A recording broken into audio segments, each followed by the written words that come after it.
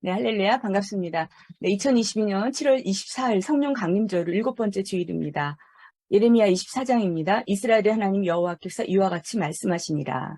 내가 이곳에서 옮겨 갈다인의 땅에 이르게 한 유다 포로를 이 좋은 무화과 같이 잘 돌볼 것이라.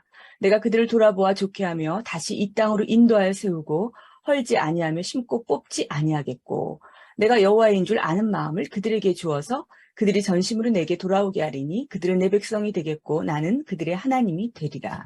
아멘. 오늘은 믿음과 불화하지 않는 일상입니다. 본문 예레미야 24장은요. 이미 유다의 멸망이 임박했던 통치 말기에 하나님께서 보여주신 두 광주리 환상이에요. 이미 바벨론의 두 차례 침공으로 인해서요. 여호냐 여호야긴 왕이 포로로 잡혀간 상황에서 산민에 대한 예언입니다. 그러니까 타락한 유다에 대한 하나님의 징계라고 볼 수 있어요. 하나님은요, 예레미야 23장에서 내 목자들이 양들을 돌보지 않고 악한 행실을 일삼는다고 했어요. 여기서 목자는 과거 유다의 왕들을 지적합니다. 그리고 다윗의 후손에게서 슬기롭게 통치하면서 세상을 공평과 정의를 실현할 왕을 세우겠다고 하세요.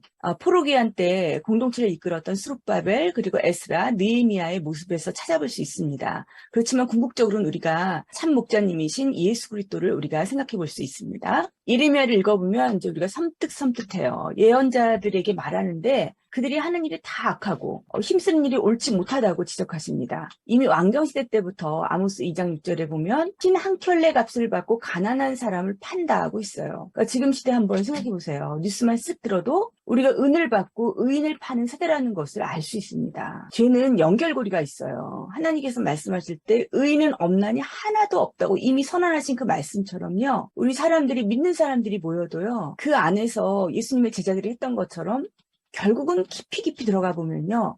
말을 함부로 할 수 있는 그러한 기저도요. 실은 한 자리 차지하려는 그 마음이에요. 누가 크냐 그거죠. 그러니까 사람들이 점점 사나워지는 거예요. 그러니까 이런 악행이 하나님의 말씀이 선포되는 성전 안에서도 일어나고요. 그리고 또 지금 그 국가위원회가 기독교 대안학교의 그 채플 수강이 종교자유 침해라고 이미 이제 나왔어요. 그러니까 대체 과목을 개설하거나 방안을 마련하라고 권고했거든요. 그러니까 학생 입장에서 채플리스가 이수임을 알고 기독교 학교를 신청했다고 해도 그걸 알았다라는 거지 내가 그걸 동의하지 않았다라는 거예요. 그러니까 이제 다 법조문처럼 이제 다 유권 해석이 다 달라붙는 거죠. 내가 이의를 제기하면 그 이의가 받아들여지는 세상이 된 거예요. 그러니까 이제는 피조물을 더 경배하고 섬기는 세상이 된 거죠. 이는 그들이 하나님의 진리를 거짓 것으로 바꾸어 피조물을 조물주보다 더 경배하고 섬김이라. 주는 곳 영원히 찬송할 이시로다. 아멘. 이러니까요. 하나님께서 예레미야를 통해서 내가 정한 해가 되면 재앙을 내리시겠다라고 선포하는 거예요. 게다가 선지자들은 주님 말을 멸시하고 제멋대로 제 고집대로 사는 사람들에게 평안하리라 이렇게 선언한다는 거죠. 어떠한 재앙도 내리지 않는다고 말한다는 거예요. 그러니까 하나님의 노여움이 폭풍처럼 회오리 바람처럼 일어나는 거예요. 그래서 급기야는 너희의 즐거워하는 소리, 자녀의 혼사가 요즘에 늦어진다 그러지만 사실은 정말로 강우에 콩나듯이 혼사 소식이 별로 들리지 않습니다.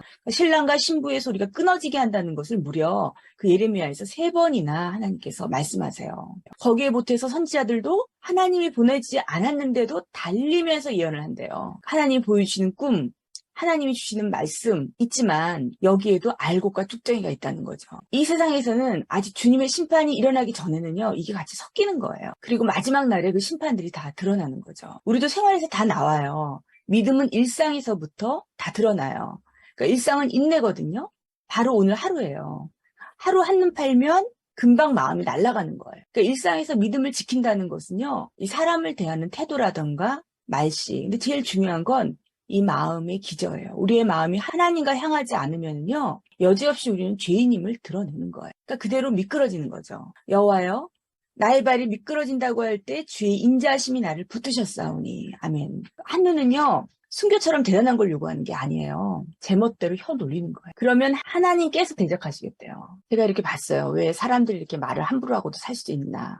어떻게 그럴 수 있나. 그럴 수 있죠. 이유는 우리의 죄를 따라 우리를 처벌하지는 아니하시며 우리의 죄악을 따라 우리에게 그대로 갚지는 아니하셨으니 이는 하늘이 땅보다 높은 같이 그를 경외하는 자에게 그의 인자하심이 크심이로다. 그러니까 하나님이 너무 좋으신 분, 하나님이 너무 인자가 크기 때문에 우리가 그러한 죄를 짓고도 이 자리에 앉아서 예배를 드리는 거예요. 그러니까 우리는 말씀을 통해서 하나님이 어떤 분이신지도 알아야 되고요. 그리고 또 하나님께서 모든 나라를 멸망시킬 때 너 유다만큼은 멸망시키지 않는다고 했어요. 이유는요. 언약 백성이라서 그런 거예요. 언약 백성이라서. 그러니까 마찬가지죠. 우리도 내가 어제 그렇게 칼로 찌른 것 같은 비수와 같은 말을 들었어도 우리가 예배를 드리고 말씀을 전할 수 있는 이유는요. 하나님께서 그 십자가의 복음으로 예수님의 피로 우리를 다 덮어줬기 때문에 너도 용서받고 나도 용서받고 하니까 우리가 이 자리에 쓴 거예요. 그러니까 예레미야 읽을수록 우리가 구원을 등한히 하면 안 되고요. 제가 보니까 사람들을 만날수록 우리의 믿음이 일상에서 드러나는 거예요. 내가 그 사람한테 어떻게 대하느냐. 이런 게 다 드러나는 거예요. 예레미야도 처음 소명이 1장 10절에 보라 내가 오늘 너를 여러 나라에 세워 그것들을 뽑고 파괴하며 팔멸하고 넘어뜨리고 건설하고 심게 하였느니라 그랬거든요. 그러니까 하나님께서 때가 되면요. 내쫓은 유다의 포로들을 좋은 무화과처럼 잘 돌보아 주신다 그랬어요. 왜냐하면 사람들에게 하나님께서 온전한 마음을 주시겠다는 거거든요. 내가 정말 선민이 맞는가? 이런 마음들 하나님 완전히 회복시켜 주신다 그랬어요. 전심으로 내게 와서 그들은 내 백성이 되고 나는 그들의 하나님이 되게 하신다. 그러니까 그리스도인들은요. 하나님의 약속 안에서 하나님의 약속의 내용 안에서 살아가야 되는 사람이에요. 그러니까 아브라함이 내가 너를 많은 민족의 조상으로 세웠다고 했는데요. 약속이 더뎌지니까 아브라함도 어떻게 해요? 믿기는 믿는데 차라리 다메섹 사람 엘리에셀을 나의 상속자로 주시옵소서 이러기도 했고요. 씨가 없으니까 내가 기른 자가 낫지 않나이까? 씨가 없으니까 내 여종의 자식이 더 낫지 않나이까? 이러면서 이제 약속에서 죄를 지은 거죠. 그 우리 사람들도요. 왜 이런 거 우리가 알면서 예수님 우리가 따라간다 그러고 예수님 말씀 믿는다고 하는데도 왜 언어들을 이렇게 함부로 쓸 수 있느냐? 마음 놓고 쓸 수 있느냐? 이게 이제 길어진다고 생각을 하니까 그 안에서 내가 왕노릇 해보는 거예요. 근데 그런 게 다 죄예요. 제일 잘하는 건 인내하는 마음에 우리가 주님을 기다리듯이요. 이랬던 아브라함도요. 하나님께서 하신 약속이라는 것을 깨달은 거예요. 그러니까 우리도 마찬가지. 항상 우리가 입을 지킬 수 있고 혀를 지킬 수 있는 것은 내 앞에 있는 이 사람, 하나님의 사람이고 이 사람이 기도한다고 생각하면 그렇게 말 못하죠. 그래서 죽은 자신의 몸을 본 것이 아니라 아브라함이 하나님께서 능히 이루신다는 확신을 가진 거예요. 로마서 4장 21절 말씀처럼. 그러니까 우리도 마찬가지예요. 예레미야는 눈물로 하나님의 말씀을 국가에 그것도 망한다고 속국으로 들어가라고 이런 사명을 했지만 우리는 하나님께서 우리한테 지금 그것을 요구하는 건 아니죠. 우리에게 요구하는 건 뭐예요? 믿음을 지키라는 거 일상에서. 그러니까 소망은 하나님께 있어요. 제가 한 주간 입이 정말 아팠거든요. 너무 아파서 4차 백신에 대한 후유증 같은데요. 계속 신음만 나오는 거예요. 갑자기 제가 그러니까 들여온 게 뭐냐면 아 죽을 때도 이러겠구나. 그러니까 우리가 말씀을 못 볼 때가 있고 기도를 못 할 때가 있고 말씀을 못 전할 때가 있는 거예요. 그러니까 우리가 전할 수 있을 때 예수님 전하는 게 복이고요. 또 초대받으면 가서 축하해 주는 것 이것도 복이에요. 그러니까 그게 일상에서 하나님을 향해서 믿음으로 걸어가는 거. 그러니까 믿음이 불화하지 않고 일상에서 나타내는 건 다른 게 아니라 내가 믿기 때문에 하나님을 소망하면서 그 길로 걷는 거죠. 이게 바로 이스라엘의 율례이고 야곱의 규례입니다. 이것은 하나님을 심령으로 섬기는 자만이 깨닫는 거예요. 그래야 하나님께 충성된 세대가 되는 거예요. 우리가 믿음과 화합하려면 십자가의 정신, 부활의 정신이 있어야 돼요. 내가 여기서는 죽고 예수님께서 우리의 범죄함 때문에 죽임을 당하셨고 우리를 의롭게 하시기 위하여 살아나셨습니다. 아멘.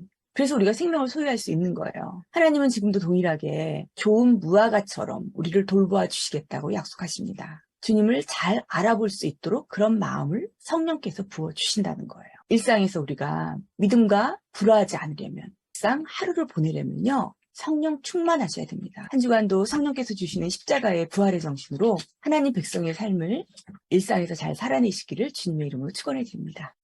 기도하시겠습니다.